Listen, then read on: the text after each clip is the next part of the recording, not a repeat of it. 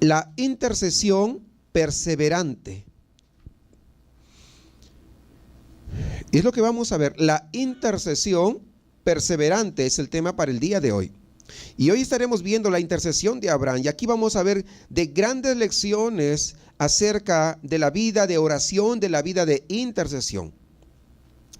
Y empezamos en el versículo 16, y antes de eso, solamente para hacer un poquito de contexto, después de ratificar la promesa de que Sara sería la madre de un hijo y de esa manera poder demostrar el poder de Dios, ¿no? Y luego de eso, ¿recuerdan que Sara se rió a escondidas? Y Dios la descubre, es decir, que Dios, demostrando su poder, ¿qué hace? Descubre los pensamientos de Sara. Y entonces Abraham, al darse cuenta que Dios sabía aún los pensamientos, también sirvió de, siquiera podríamos decir, de preámbulo. ¿Para qué? Para que Dios, cuando le comunicara la gravedad de las noticias que va a dar a continuación, pues Abraham supiera que Dios lo sabe todo. Y vamos a ver versículo 16, ahí vamos a empezar. Y los varones se levantaron de allí y miraron hacia Sodoma, y Abraham iba con ellos acompañándoles. Recuerdan que Abraham había preparado alimento para ellos y les había ofrecido alimento, ¿sí se acuerdan? Y entonces ahora ya terminaron, y ahora los varones se levantan y miraron hacia Sodoma, y Abraham iba con ellos acompañándolos. Es como decir acá en México, te voy a encaminar. Y a veces la encaminada llega hasta el destino, ¿verdad? Pero no. Te voy a encaminar. Sí, conocemos esa frase. Es lo que más o menos estaba haciendo aquí Abraham. Entonces, y ahora vamos a ver que los visitantes, el propósito de ellos no solamente era confirmar que Sara iba a ser la madre de un hijo, sino que además de eso, vamos a ver que hubieron otras razones por las que los visitantes habían llegado. Y Abraham, al darse cuenta, porque ya con todo lo que había pasado, Abraham se da cuenta de que el que lo estaba visitando era Dios mismo. Y entonces dice, como que no me quiero despedir de él. Entonces iba acompañándolo, ¿no? Entonces, y dice que miraron con dirección a Sodoma. Y en ese momento que estaban dirigiéndose en dirección a Sodoma, ocurre una especie de soliloquio. Soliloquio es cuando uno habla consigo mismo, pero en voz alta. ¿Le ha pasado eso? ¿Por qué me dices? No, estoy pensando para mí nada más, pero estás diciéndolo como en voz alta, ¿cierto? De tal manera que la otra persona también se entera de lo que usted está diciendo. Y más o menos es lo que ocurre acá. Ocurre un soliloquio, pero con la intención de que Abraham lo escuchara. Fíjense, dice, y dijo Jehová, no le estaba diciendo a Abraham, él estaba pensando, pero lo estaba haciendo en voz alta, no gritando, tal vez una voz baja, de tal manera que, pero sí que Abraham pudiera escucharla. Porque fíjense, dice, encubriré yo a Abraham lo que voy a hacer. O sea, se estaba diciendo a sí mismo, ¿no? Habiendo de ser Abraham una nación grande y fuerte, y habiendo de ser benditas en él todas las naciones de la tierra, porque yo sé, fíjense, ese yo sé, ¿de qué está hablando? Del conocimiento que Dios tiene. Yo sé que mandará a sus hijos y a su casa después de sí que guarden el camino de Jehová. Está hablando ¿qué? Del conocimiento futuro. Recuerdan, la presciencia de Dios. Eso es lo que está dando a entender ahí. Yo sé, haciendo justicia y juicio para que haga venir Jehová sobre Abraham lo que ha hablado acerca de él. Qué interesante la forma tan amigable, diríamos, como Dios trata a Abraham. Lo hace de una manera muy espontánea, pero también demostrando ese amor, ese cariño, ese afecto de Dios hacia Abraham. Y podemos verlo que hay mucha confianza. Dios y Abraham son amigos. Recuerdan allá Juan 15:15 que dice: yo no os llamaré siervos, porque el siervo no sabe lo que hace su señor, pero os he llamado amigos, porque todas las cosas que mi padre las ha dado a conocer, las he dado a conocer. Porque el amigo no se encubre, sino que le dice. Entonces podemos ver que había una confianza en muy alto nivel entre Dios y Abraham. Ahora, ¿por qué eran amigos? ¿Por qué había esa confianza? Porque Abraham había creído y además había obedecido. ¿Y cómo lo sabemos? Pues Juan 15:14 dice: vosotros sois mis amigos si hacéis lo que yo os mando. Es decir, no todo el mundo puede ser amigo de Dios. Solamente los que obedecen a la voz de Dios. A la voz de Dios. Si muchos dicen: sí, yo soy bien amigo con Dios porque me ha dado esto, me ha dado aquello. Conozco por ahí una persona que una vez me dijo así: no, Dios me ha dado de todo. Pero ¿saben qué? Pero la mujer lo abandonó. Los hijos lo abandonaron. Y tiene dinero. Dios me ha dado todo. Él se esforzó mucho, lógicamente, para tener lo material, pero no tiene a Cristo en su corazón. Sí, yo me encomiendo a Dios todas las mañanas. No, pero si son desobedientes a la palabra de Dios, entonces no puede ser amigo de Dios. Ellos creen que son amigos de Dios. Y notemos que la relación entre Dios y Abraham es muy diferente a la relación de Dios con Sara o Dios con Lot. Es bastante diferente. Entonces con Abraham hay una intimidad. Hay una confianza que no tiene ni con Sara ni con Lot. Es algo especial. Pero es ¿por qué? Porque Abraham era obediente. Versículo 20. Entonces Jehová le dijo, recién va a decir. O sea, hasta ese momento Abraham no sabía nada. ¿Qué es lo que iba a pasar? Pero acá dice, entonces Jehová le dijo, por cuanto el clamor contra Sodoma y Gomorra se aumenta más y más, y el pecado de ellos se ha agravado en extremo, descenderé ahora y veré si han consumado su obra según el clamor que ha venido hasta mí, y si no, lo sabré. Ya leímos que por varios motivos Dios quería darle a conocer a Abraham anticipadamente sus planes antes de poder enviar juicio sobre Sodoma. En primer lugar, Abraham era un amigo de Dios. No solamente porque lo digo, sino la misma palabra lo dice. Miren Isaías 41:8.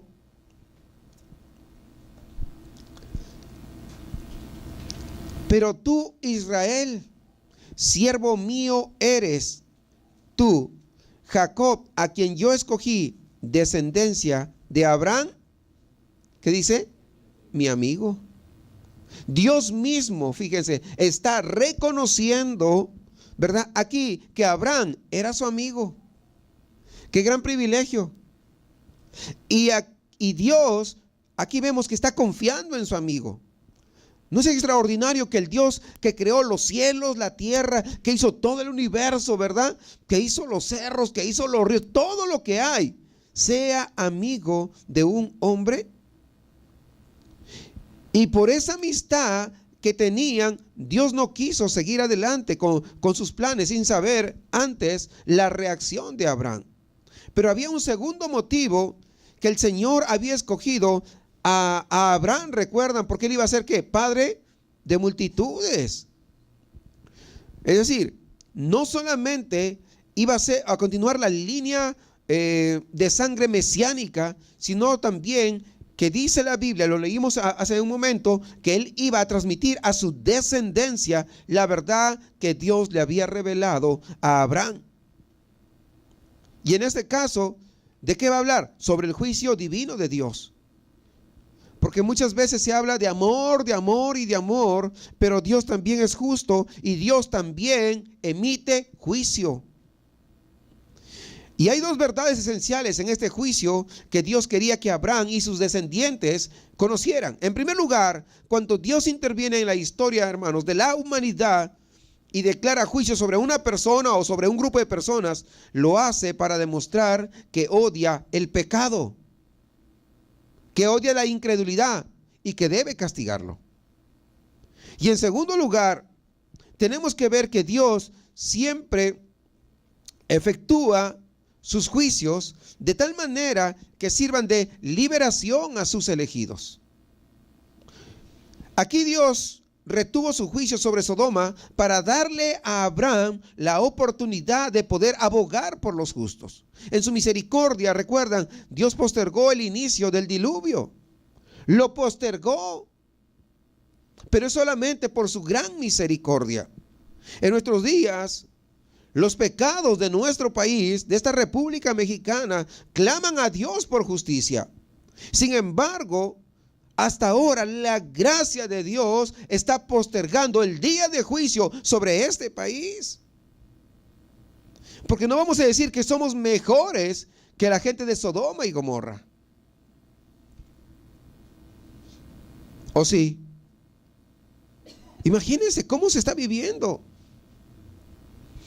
Ahora, Dios también quería que se asegurara de que sus descendientes iban a aprender esto de parte de Dios. También quiero hacerle notar que la palabra que dice, descenderé ahora y veré si han consumado su obra, no se debe entender como si Dios tuviera que bajar del cielo, del tercer cielo, y bajar a la tierra, ¿no? Hacer un viaje especial, en este caso hasta Sodoma, para realizar una inspección in situ, ¿verdad? A fin de ver la corrupción antes de dar la orden de destruirla. No es así. Dios utiliza aquí una forma de hablar que se atribuye a sí mismo acciones humanas. Eso se llama antropomorfismo. Es decir, para que nuestro cerebro tan pequeñito, ¿verdad?, podamos comprender que Dios estaba mirando todo lo que ocurre. Dice, descenderé. No es que Dios desciende, porque Dios está en todo lugar, porque Dios es omnipresente. Entonces, eso significa que en cualquier lugar, en cualquier sitio, tu mejor amigo no sabe lo que haces, pero Dios sí lo sabe. Tu mamá no sabe, pero Dios lo sabe. Tu esposo no sabe lo que haces, pues Dios lo sabe. ¿Por qué? Porque Dios es omnipresente. Entonces, cuando dice que Dios desciende, no está diciendo que Él necesita bajar, porque Él ya lo sabe por anticipado, sino que es una forma de expresarse. Hasta en eso tiene misericordia Dios. Se expresa de tal manera que nosotros podamos comprender que a Dios nadie le puede engañar, sino que Él mismo va y verifica, o ya lo ha verificado por anticipación, lo que está pasando. Es decir, podríamos decir que Dios nunca actúa sin haber conocido antes los hechos que se estaban produciendo. Es decir, no es un Dios arbitrario. Es un Dios soberano, pero no arbitrario. Y si decide enviar un castigo sobre una nación, sobre una ciudad, ese juicio es porque es un juicio bien merecido. Aunque no nos guste, es un juicio bien merecido. Si un día Dios comienza a obrar en tu vida, trayendo de repente alguna situación, tienes que entender que es bien merecido. En lugar de ponerte a pelear con Dios, ¿y por qué a mí? ¿Por qué a mí? Pues ¿por qué? Por desobediente, y eres mi hijo o eres mi hija. Y justamente porque eres mi hija, es que te tengo que mandar ahí unos cuantos latigazos para que aprendas. Un jaloncito de orejas de vez en cuando. Entonces, ¿por qué? Dios lo hace en su justicia. Versículo 22. Vamos a ver la intercesión de Abraham. Y se apartaron de allí los varones y fueron hacia Sodoma, pero Abraham estaba aún delante de Jehová. Recuerda, él no, dijo, ya descubrí que este es Dios, no me quiero, o sea, yo quiero seguir estando con él. Por eso él permanecía, dice. Y se acercó a Abraham y dijo, ¿destruirás también al justo con el impío? Quizá haya 50 justos dentro de la ciudad. Destruirás también y no perdonarás al lugar por amor a los 50 justos que estén dentro de él. Lejos de ti el hacer tal que hagas morir al justo con el impío y que sea el justo tratado como el impío. Nunca tal hagas. El juez de toda la tierra no ha de hacer lo que es justo. Entonces respondió Jehová: si hallar en Sodoma 50 justos dentro de la ciudad, perdonaré a todo este lugar por amor a ellos. A todo Sodoma iba a perdonar. ¿Por amor a quién? A los 50, ¿sí ve? Mire, por amor a ellos. Ese es el amor de Dios. Y Abraham, ¿qué dijo? Replicó y dijo: he aquí, ahora que he comenzado a hablar a mi Señor, aunque soy polvo y ceniza, habla de la humildad. Quizá faltaran de 50 justos 5. Destruirás por aquellos 5 toda la ciudad. Y dijo: no la destruiré si hallare allí 45. Y volvió a hablarle y le dijo: quizás se hallaran ahí 40. Y respondió: no lo haré por amor a los 40. Y dijo: no se enoje ahora mi señor, si hablare quizás se hallaran ahí 30. Y respondió: no lo haré si hallare allí 30. Y dijo: he aquí, ahora que he emprendido el hablar a mi señor, quizás se hallaran ahí 20. No la destruiré, respondió, por amor a los 20. Y volvió a decir: no se enoje ahora mi señor. ¿Por qué dicen no se enoje ahora mi señor? Porque ya Abraham sabe, pues, que se brincó la barda. ¿Sí o no? Porque había empezado con 50. ¿Sí? ¿Cierto? ¿Sí o no? Como que ya me excedí, Señor. O sea, yo reconozco que me he excedido. No te enojes, porfa. Así como los hijos, ¿no? Porfis, mami, porfis. ¿Verdad? Más o menos es lo que está diciendo. No te enojes, no se enoje ahora mi Señor. Si hablare solamente una vez, ya ahí está poniéndole el punto, ¿verdad? Final. Quizás se hallaran allí 10. No la destruiré, respondió, por amor a los 10. Evidentemente que para empezar esta intercesión, Abraham podemos ver que estaba preocupado por quien estaba en Sodoma, quien había ido llevando ciegamente, sin dirección de Dios, había ido llevando sus tiendas, y eso ya lo hemos explicado, ¿no? ¿Hasta dónde? Hasta Sodoma. Entonces, cuando los ángeles se dirigen hacia Sodoma para cumplir su misión, Abraham dice que detiene a Jehová y le ruega hasta en 6 ocasiones que perdone la ciudad por amor a los creyentes que allí había. Y aquí hay algunas características de su oración, hermanos, que son dignos de mencionar. En primer lugar, su oración se basó en la misericordia de Dios, no en el mérito de Abraham. Porque sabía que el mismo corazón pecaminoso que latía en el corazón de los habitantes de Sodoma y Gomorra, latía también dentro de su interior, y que solamente la gracia divina lo guardaba seguro de la ira de Dios. Eso es, hermanos. Nosotros no somos diferentes de los que están afuera. Solamente lo que nos hace diferentes es la gracia de Dios en nosotros.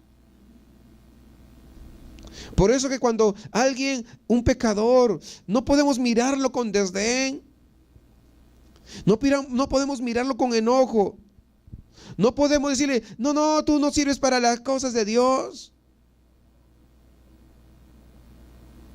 No podemos. Porque cuando tú le estás cerrando la puerta, estás diciendo entonces que la gracia de Dios no es suficiente.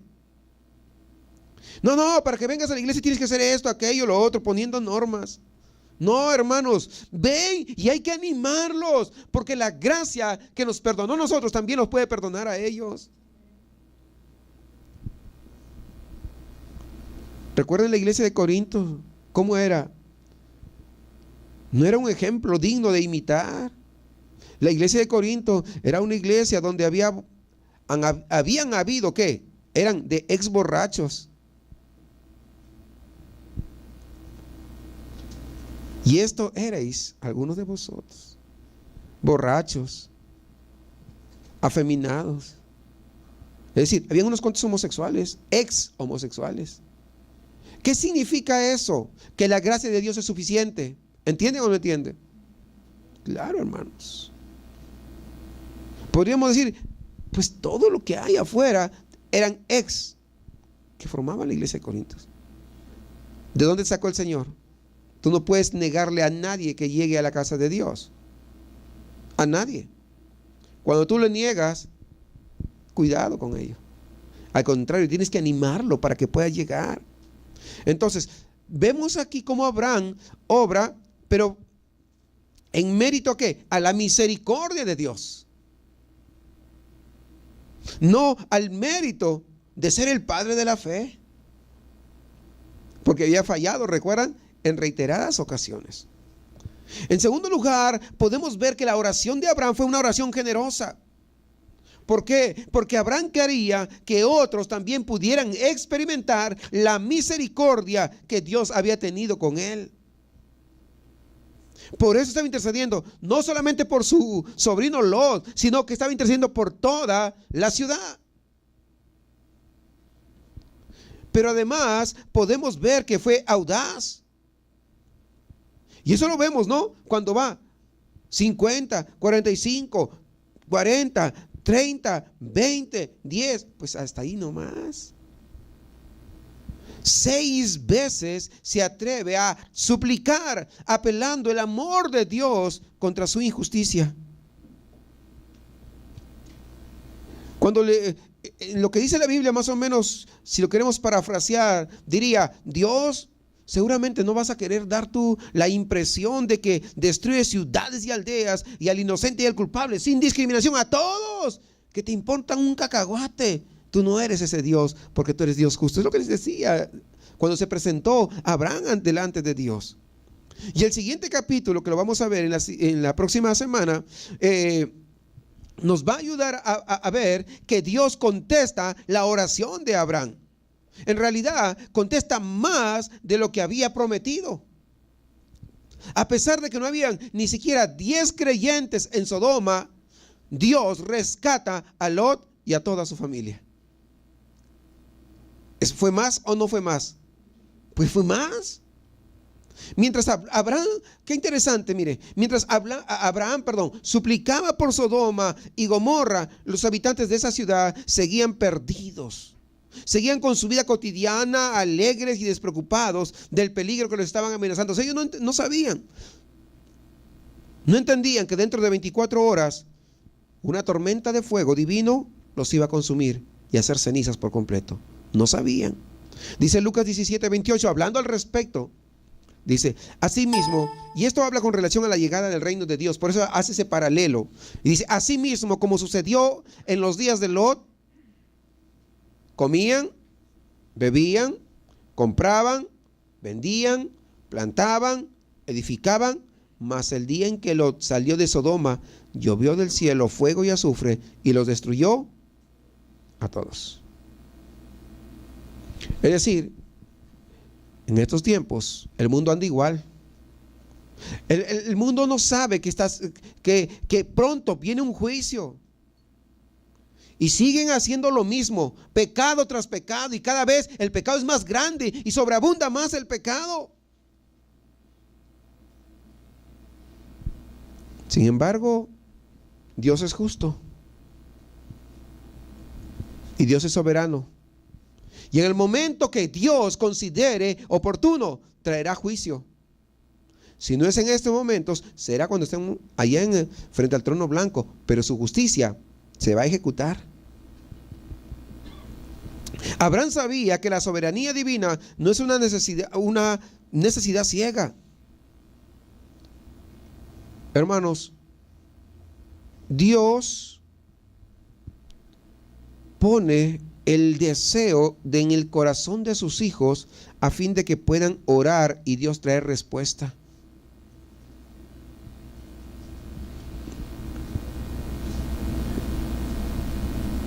Dios dice: voy a hacer tal cosa,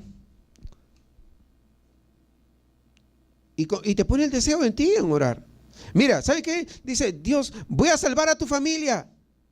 Pero ¿sabes qué? A las 5 de la mañana tienes que levantarte a orar. Y tus oraciones yo las voy a responder. Pero Dios dentro de su plan ya tiene eso.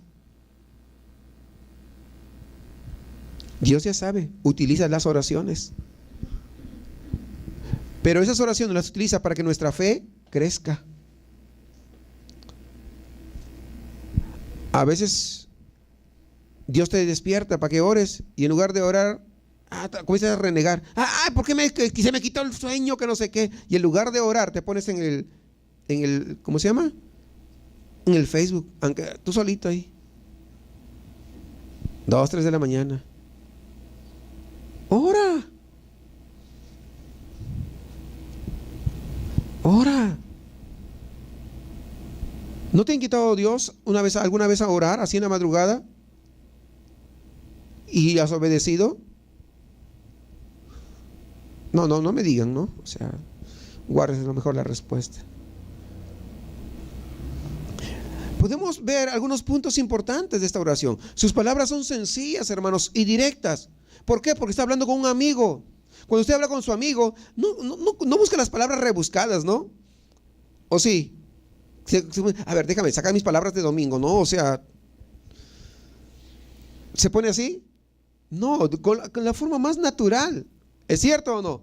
Es lo que está haciendo Abraham. Es lo que hay, esa relación de amigos. Es lo que vemos en esta oración. Pero además, no es un amigo que le falta respeto a Dios porque sabe cuál es su postura. Por eso va con gran reverencia y va con humildad y con temor ante Dios. No dijo, yo declaro que Sodoma no va a ser destruida. ¿O dijo así? Imagínense. Y ahora, yo declaro. ¿Qué no declaras? Declárate en bancarrota, pero espiritual, digo, ¿no? Porque si sigues con esas declaraderas, es lo que vas a hacer, estás en bancarrota espiritual. Abraham no dijo eso, sino que reconoció, hermanos, que solamente la bondad de Dios podía hacer algo a su favor. Pero también Abraham nos da una lección ¿de qué? De perseverancia.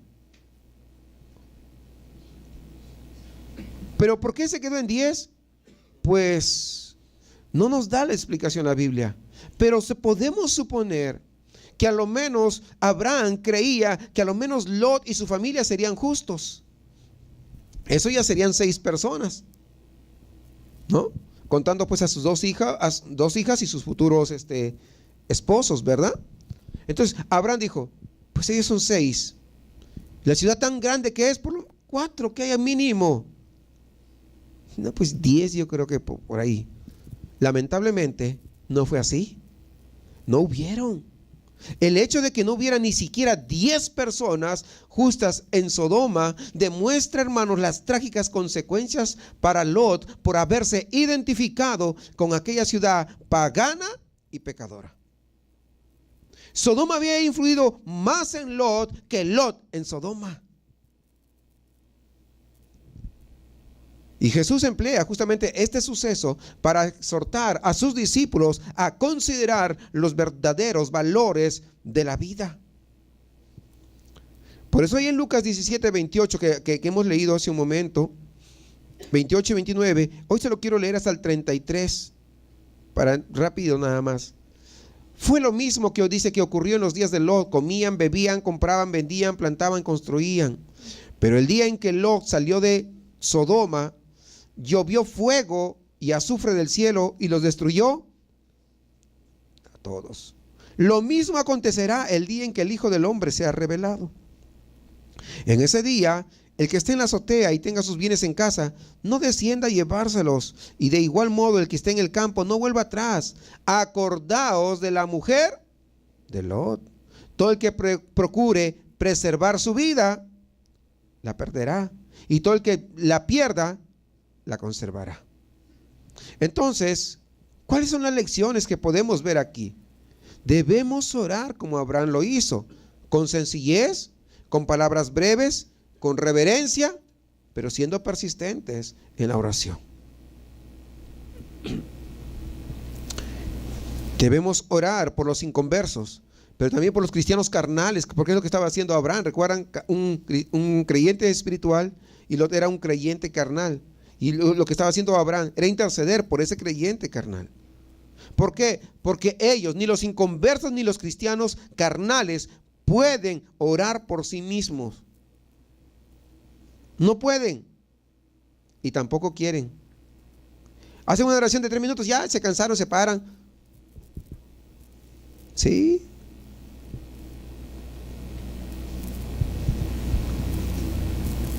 Qué triste. La Biblia nos exhorta que nosotros podamos, ¿qué cosa? Que podamos realmente orar. Esta es la diferencia, hermanos, entre el cristiano espiritual y el cristiano carnal. El cristiano espiritual busca la presencia de Dios, intercede, persiste y no se desanima fácilmente. Cuando Pablo le habla a Timoteo, ahí en primera de Timoteo, quisiera que me acompañen, capítulo 2, versículo 1 al 6, fíjense lo que dice el apóstol Pablo: exhorto ante todo a que se hagan rogativas. ¿Qué cosas son rogativas? Pues intercesión, hermanos. Que se haga intercesión, oraciones, peticiones y acciones de gracia por todos los hombres. ¿Por quiénes? Por todos los hombres. Cuando dice exhorto, está diciendo insto. Te está instando. Te está llamando a que puedas hacer ¿qué cosa? Intercesiones. Exhorto ante todo. ¿Qué significa ese ante todo? Ante todo significa que sea lo primero. Antes de todo, es lo primero. Exhorto que hagas lo primero. Es lo que está diciendo. Que se hagan intercesión. ¿Qué cosa es una intercesión? Intercesión es ponerse en la brecha entre una persona y otra, entre una nación y otra, entre Dios y una persona, entre la iglesia y Dios, entre las autoridades y Dios, pero principalmente entre el diablo y la iglesia. Eso es la intercesión. Los ministerios más grandes y con mayor éxito están basados en la intercesión. En los institutos bíblicos, los seminarios, las universidades podrán formar buenos estudiantes, buenos profesionales, buenos ingenieros, buenos licenciados, maestros, doctores, pero ¿saben qué? El verdadero hombre y la verdadera mujer es formada en el rincón de oración. Ahí es moldeada su personalidad. La intercesión verdadera, hermanos, es aquella que es perseverante, que es continua. No es aquella que se hace tipo microwave, como poner palomitas en el microondas y a los 3 minutos y medio sacarlos que ya están listas. Eso no es una intercesión, sino que la intercesión verdadera es constante, permanente, en todo el tiempo, día a día. Se lucha con Dios hasta obtener la respuesta. Digo en el buen sentido de la palabra, porque no podemos luchar contra Dios, eso es imposible. Muchas veces venimos, estamos 5 minutos, ya con eso queremos que Dios nos responda. A veces en tu casa ni siquiera tienes un lugar para orar,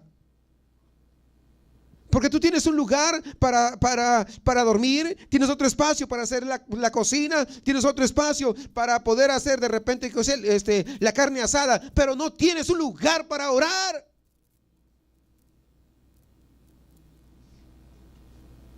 Cuando es lo primero que deberíamos tenerlo. Por eso que muchas veces nuestra familia se ve afectada. Por eso que nuestro carácter ni siquiera cambia, porque no nos doblegamos ante la presencia de Dios y seguimos siendo igual los mismos.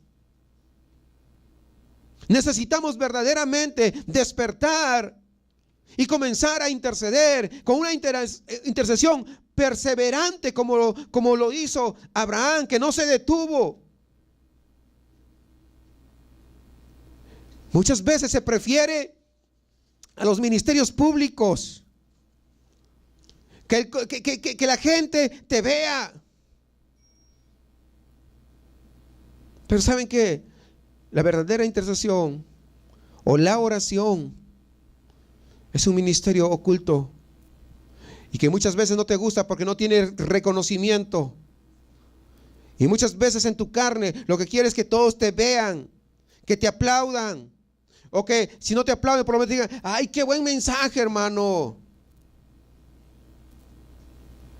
La verdadera intercesión, hermanos, es aquella en la cual nosotros debemos ser capaces de arrebatar esa bendición y que nos dobleguemos ante el Señor y que no nos levantemos si no escuchamos su voz.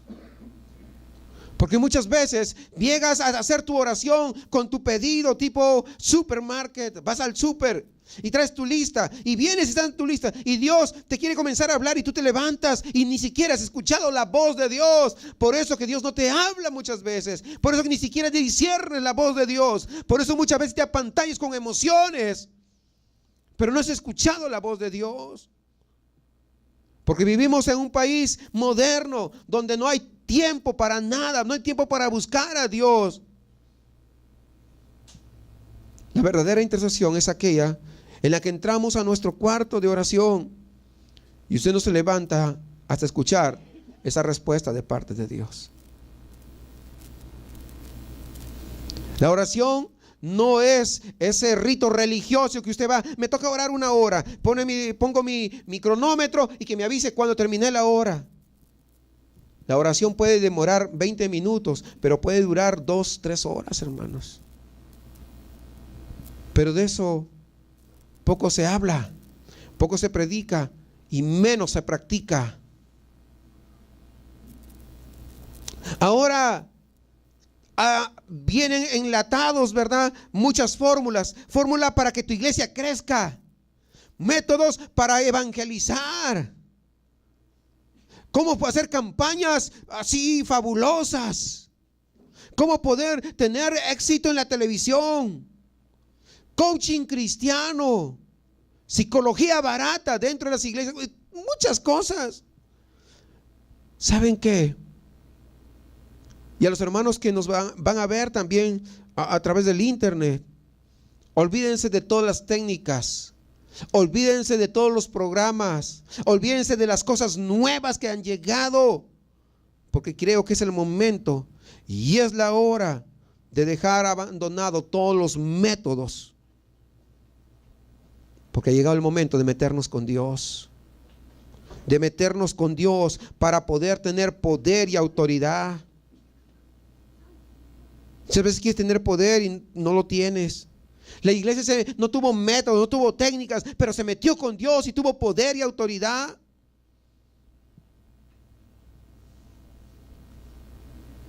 Y que no podamos dar un paso sin que Dios nos diga que estamos en lo correcto. Antes que Dios te habla, no te puedas mover a ningún lado, porque tú te mueves, te vas solo, porque Dios no está en el asunto. Muchas veces te emocionas y dices: no, yo creo que Dios me dijo, y la verdad no es así. ¿Sabe por qué yo sé que no es así? Porque Dios me dice otras cosas. Cuando eso sucede, dijo: estás solo o estás sola en el asunto. Qué triste. Pero cuando nosotros oramos, cuando buscamos a Dios y se tiene una respuesta, entonces esa respuesta directa de parte de Dios significa un rema. Entonces tú te puedes mover con total libertad, porque no vas solo, sino que Dios va delante tuyo, abriéndote camino para lograr el propósito de Dios en tu vida. La intercesión es un ministerio oculto sin recompensas públicas.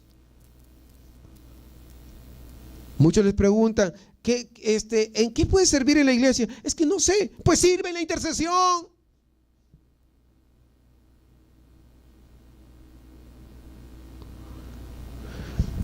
La intercesión, hermanos, es un ministerio de rendición,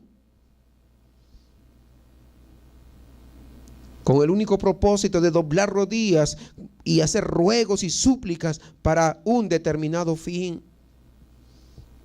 Hay ministerios públicos como pastores, evangelistas, maestros, pero los ministerios más efectivos, hermanos, son los ministerios ocultos detrás de la cortina, donde nadie los ve, pero que día y noche están intercediendo justamente por esos pastores, por esos ministros, para que cuando predique con poder, para que cuando enseñe con poder, y que las almas se salven y que las almas sean restauradas.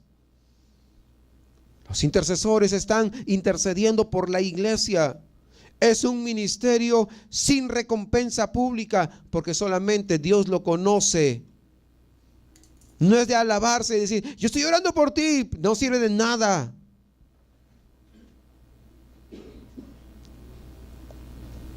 Cuando Pedro fue liberado de la cárcel, pues Herodes lo iba a sacar esa misma noche. Recuerdan, fue por la intercesión. Pero a veces interceden y cuando la muchacha Rode, es Pedro, se dan cuenta. Pero el resto no le creyó. El resto no le creyó. Ella dijo, es Pedro. Y ellos estaban intercediendo y no se entendieron. A veces sucede así, que intercedes y no te das cuenta que Dios te está trayendo la respuesta.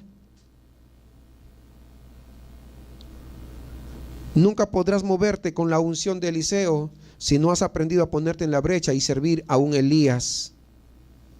Porque muchas veces quieres esa doble unción que se dice, ¿no? Y a veces cómo se maneja, que es tener de parte de Dios, pero no quieres ser un siervo como Eliseo sirvió a Elías.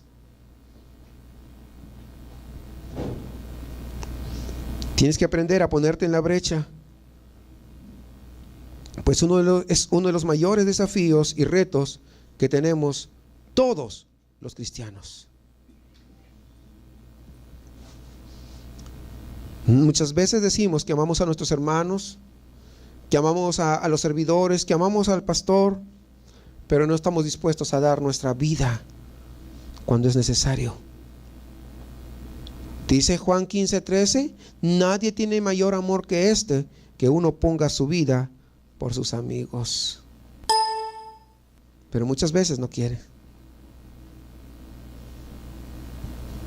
¿Orar? No. Si dice que va a predicar, tiene que orar. Yo he escuchado eso. O sea, él es el que se tiene que preparar. Él se tiene que poner a cuentas con Dios. ¿Yo qué?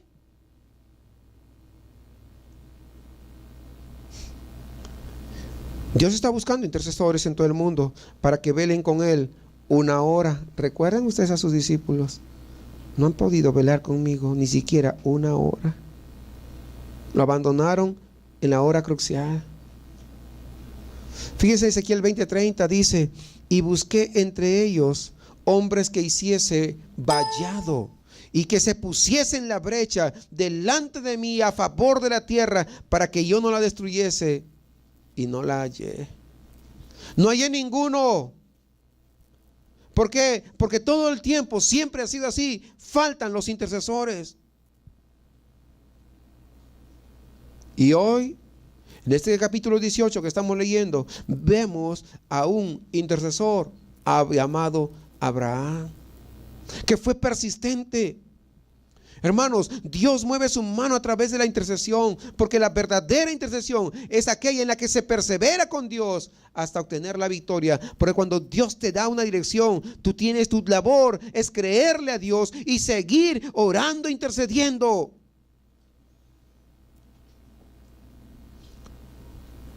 Hasta que venga la respuesta. Muchas veces Dios te ha hablado, pero tú quieres que con tus cuantas lágrimas de cocodrilo que a veces botas, con eso ya quieres que Dios ya te va a contestar. No, comienza a interceder y sé perseverante y sé constante. Dice en la Biblia que los sacerdotes, según el orden de Aarón, quemaban incienso delante del altar, el cual era un simbolismo de sus intercesiones delante de Dios. Apocalipsis 1:6 dice, y nos hizo reyes y sacerdotes. ¿Cierto? Eso lo saben ustedes. Sacerdote, entonces, ¿cuál es una de sus funciones? Quemar incienso. Dice Hebreos 5:6, tú eres el sacerdote para siempre, según el orden de Melquisedec. Entonces, sacerdote es aquel que quemaba incienso en el lugar santo, santo, santo. Y una vez al año entraba a ese lugar santísimo, en el día de la expiación. Entraba el sumo sacerdote y echaba la sangre, ¿no? Comenzaba, y eso lo hemos explicado cuando estudiábamos el Levítico, la santidad de Dios. Y la intercesión subía con un olor grato ante la presencia de Dios. Y cuando eso ocurría, la gloria de Dios descendía, es la chequina de Jehová, inundaba el lugar santísimo. Y los querubines que estaban, recuerden, con unos tapados sus ojos y tenían alas extendidas de 4,5 metros, más o menos aproximadamente, del lado izquierdo hasta el lado derecho. La chequina de Jehová, y comenzaban a moverse todo el lugar y comenzaba a temblar porque Jehová había aceptado esa intercesión. Comenzaba a temblar y comenzaba todo a moverse de tal manera que todos sabían que la ofrenda que estaban presentando, que la intercesión había sido aceptada por Dios, y el pueblo solamente levantaba sus manos al Señor y decía: alabado el Señor de los ejércitos, porque su misericordia es eterna. Alabado sea el Señor de los ejércitos, porque su misericordia es para siempre. El templo humeaba porque la chequina de Jehová estaba ahí. La gloria de Dios estaba presente. Ese era el incienso que subía hacia el trono de Dios. Dice Salmos capítulo 141, versículo 2: suba mi oración delante de ti como el incienso. El incienso es perfume. Sea aderezada mi intercesión delante de ti como perfume. Tal vez tú no has aderezado tu intercesión con ese perfume. No llega como una ofrenda grata ante los ojos de Dios. Tal vez la mayoría de derrotas espirituales de tu vida es porque no has tenido una intercesión perseverante, sino que has hecho oraciones tan cortas, 2, 3 minutos, 5 minutos, 10 minutos, y fallaste porque no hay constancia. Quieres tener victoria, pero no eres constante. Si fallas, entonces ya estás entendiendo por qué estás fallando. Por la falta de perseverancia. Josué y Caleb, por su constancia, dice, entraron a Canaán. ¿Sí o no? Entraron a Canaán. Caleb dice que tenía 40 años cuando fue llamado. No era jovencito. Y cuando tenía 85 años, recién ingresaron a Canaán, y se presentó a Josué y le dijo: ese monte es mío, porque Jehová me lo prometió a mí, y esperé 45 años. Fui perseverante 45 años, y por su perseverancia ese monte fue dado a él. ¿Te das cuenta entonces que esto no se trata de simplemente una oración de 5 minutos? La vida del cristiano es una vida constante de oración. Hay que empezar a interceder, hay que perseverar antes del altar hasta poder oír la voz de Dios. Hasta que Dios te hable. Pastor, ore por mí. ¿Y tú estás orando por ti? Ah, bueno, no. Entonces, ¿qué? No, de nada sirve que yo ore. Tú tienes que orar por ti. Yo no puedo doblar rodillas por ti. Yo oro por todos, desde luego, pero tu responsabilidad como cristiano es que tú ores, que tú intercedas. Dice Apocalipsis 5:8: y copas de oro llenas de incienso, que son las oraciones de los santos. O sea, eso representaba las oraciones de los santos. El problema acá en México es que no hay tiempo para nada. Andamos con el corre y corre. Mientras que los hermanos que viven en los países donde está prohibido predicar, hermanos, pueden tener una Biblia para 100 iglesias. Una sola Biblia. Mientras que acá tienes 1 o 2 Biblias en tu casa y polvo, con el polvo ahí, porque ni siquiera lo lees. Ni siquiera lo lees. Déjenme decirles, hermanos, que ustedes recuerdan, algunos de repente son muy jóvenes, pero ¿cómo se puede decir? El muro de Berlín. El muro de Berlín era un muro que dividía a la Alemania oriental de la occidental. Y ese muro de Berlín, ¿saben qué? Fue destruido. No por manos humanas, quiero que sepan. Hubo una iglesia, la iglesia de allá, de la 440, que estaba orando. La ventana 1040, perdón, que estaban orando, que estaban intercediendo. Antes existía la Unión de Repúblicas Socialistas Soviéticas. No se dio ese derrumbe por la política de Mikhail Gorbachev, que fue el presidente en ese entonces, la llamada perestroika. No fue por eso. Fue porque el pueblo estuvo orando por los miles de mártires que murieron y que no negaron a Jesús. ¿Por qué? Porque acá, mientras tú vienes aquí y estás bien cómodo, y algunos, como no hay clima, mejor me voy, o como está haciendo frío y no hay calefacción, mejor me voy a un lugar. ¿Sabes qué? Acá verdaderamente no estás siendo perseguido. ¿Y sabes por qué? Porque no estás preparado.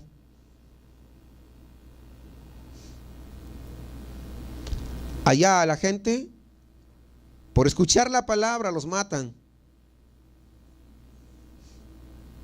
Pero lo que tú sabes, muchas veces de nada te sirve el saber, porque tú no siquiera tu vida has cambiado, tu modo de ser no has cambiado.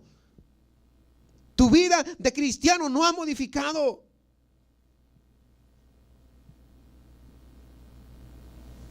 Pero ese muro de Berlín que nadie lo podía destruir, fue la mano de Dios quien nos trajo abajo. Fue la mano de Dios quien deshizo toda la Unión de Repúblicas Socialistas Soviéticas para que se distribuyeran. ¿Por qué? Porque había hombres santos que estaban dispuestos a entregar su vida, intercediendo, estando en la brecha para que Dios se moviera con poder allí. Ahí en la China, donde pues siempre fue un lugar oprimido los cristianos, la cortina de bambú.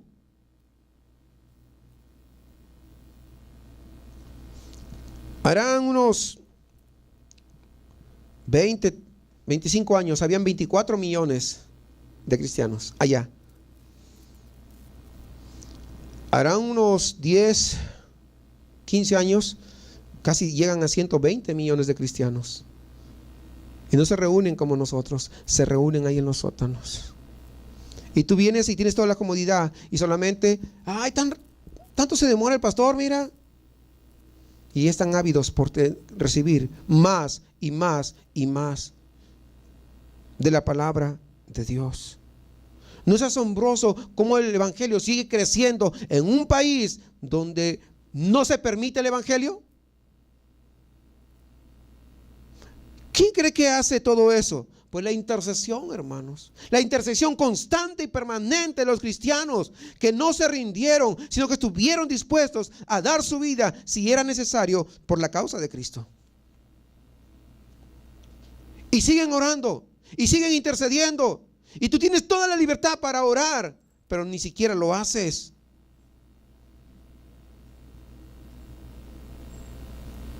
Ni siquiera lo haces.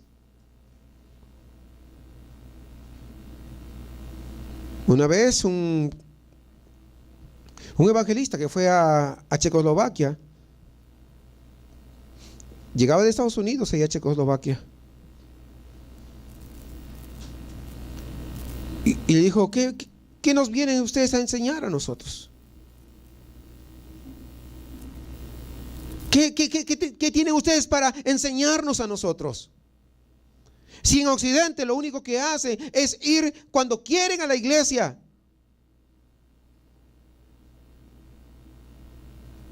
Si ya en Estados Unidos van cuando quieren, se aburren,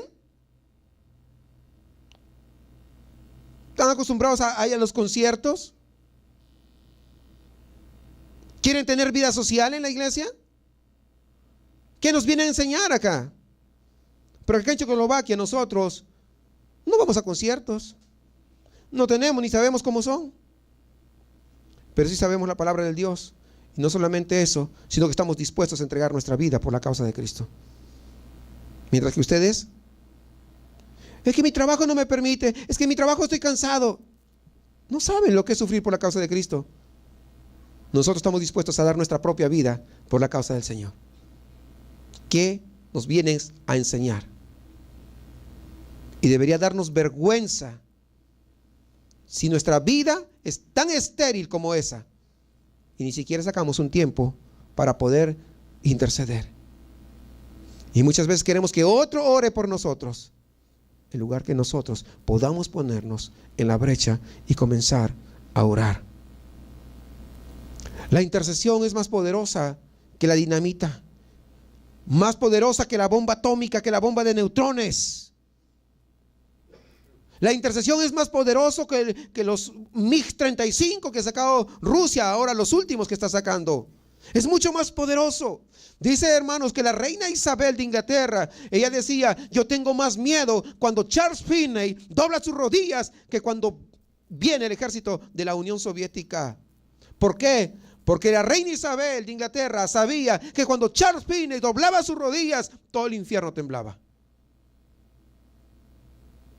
Eso es lo que hace la vida de un intercesor. Y nos hizo reyes y sacerdotes. ¿Cuántos son sacerdotes? ¿Cuántos son sacerdotes? El sacerdote, la función, una de las funciones principales del sacerdote es quemar incienso. ¿Qué significa? Interceder. El hecho de que tú no contestas no significa que ya con cosas te lavaste las manos. No, no. Si tú eres un cristiano, tú tienes que ser un sacerdote. Y es tu responsabilidad el poder interceder. El sacerdote debe quemar incienso en el altar. Porque tenemos tiempo para jugar. Tenemos tiempo para ir a comer al restaurante allá afuera. Tenemos tiempo para ver las novelas o las películas, los programas que te apasionan. Tienes tiempo para Facebook. Tienes tiempo para tus vacaciones. Pero no tienes tiempo para doblar tus rodillas y empezar a interceder con Dios. Y no me digas solamente sí. De nada sirve. Comienza a hacerlo. Porque es la única intercesión la que va a poder dirigir tu vida. Donde vas a ser moldeado. Porque la bendición, hermanos, viene a través de la intercesión. Si eres salvo y no estás quemando incienso delante de Dios, entonces, ¿cuáles son tus intercesiones? ¿Cuál es el olor que puede llegar ante la presencia de Dios de ti hacia Él? Estoy seguro que hay de todos ustedes, hay muchos de ustedes que sus familias andan perdidos y que van camino al infierno, pero tus rodillas ni siquiera se han doblado para interceder. Oras 3 minutos y quieres que con esto Dios te va a contestar. Comienza a interceder y comienza a ver la mano de Dios obrando.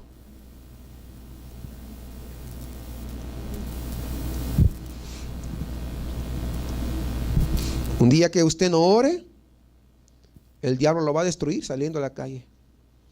El diablo lo va a destruir en su trabajo y va a terminar con todo. El diablo no tiene escrúpulos, no le interesa si es niño, si es joven, si es hombre, si es mujer o si es anciano. No le importa cuánto tiempo lleva en la iglesia, no le importa si usted estudió o no estudió en un instituto bíblico o un seminario. Lo único que puede parar al diablo es una vida consagrada a Dios, una vida santa, una vida de intercesión. Al diablo no le importa un título. No le importa si usted es un destacado predicador.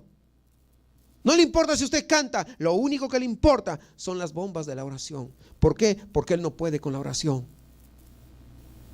Ya es tiempo de decir basta ya a mi carne. Porque es nuestra carne la que se rehúsa. Es la carne la que no quiere doblegarse. Es la carne la que no le gusta es ponerse en la brecha.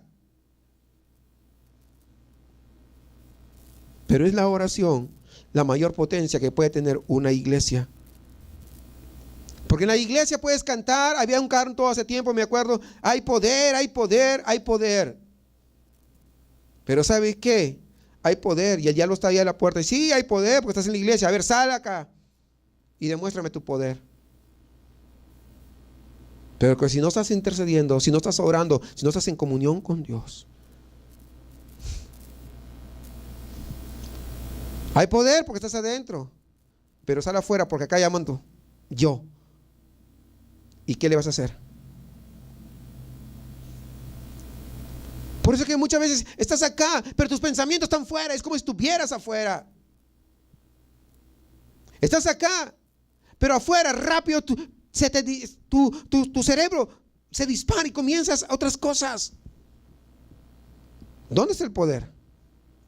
Si no tienes una vida consagrada a Dios, entonces simplemente vas a llegar a ser un títere de Satanás, creyéndote salvo o salva, pero verdaderamente, si tu vida no ha sido transformada y cambiada a una vida de un verdadero sacerdote que quema incienso, ¿qué cosa va a llegar ante la presencia de Dios?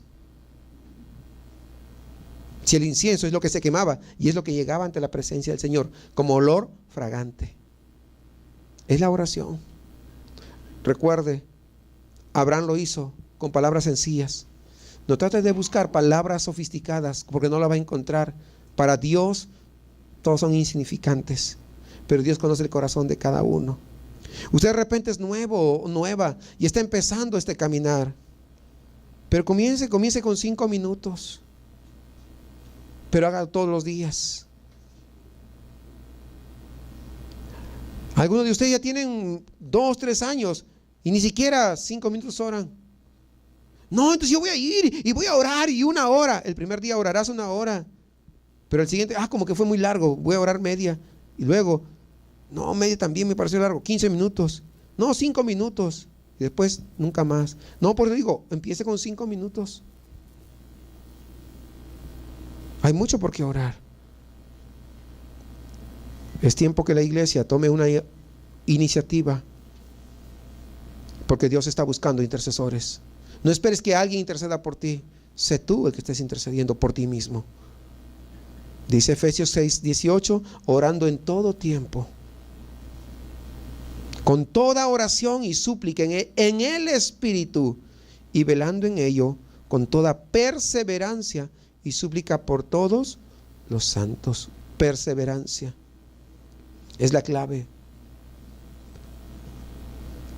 Las mayores derrotas espirituales de la iglesia son porque no hemos permanecido en la intercesión. Si Dios demora 1 año en contestarnos, ya no perseveramos, porque así es la naturaleza humana. No, hermanos, tenemos que ser perseverantes. Tenemos que ser perseverantes. Dice Habacuc 2:3, ya para estar sobre el final, dice: aunque la visión tardara aún por un tiempo, mas se apresura hacia el fin y no mentirá. Aunque tardare, espéralo, porque sin duda vendrá, no tardará. Porque Dios lo que ha prometido, eso se va a cumplir. El hombre no tiene paciencia para esperar, pero para Dios el pasado, el presente y el futuro, todo está delante del Señor. Él no está apresurado, Él lo hace en su propio tiempo, pero lo hará y traerá la respuesta cuando tú dobles tus rodillas. Porque la mayoría de veces no tenemos la respuesta justamente por no ser perseverantes en una vida de intercesión, en una vida de oración, de acuerdo a como Dios quiere. Yo te animo a poder levantarte y decir a tu carne: basta ya, ha sido suficiente. Porque podrá ser de que tú lees mucha Biblia tal vez, y tú sepas mucha Biblia, pero si no tiene oración, entonces no tienes nada.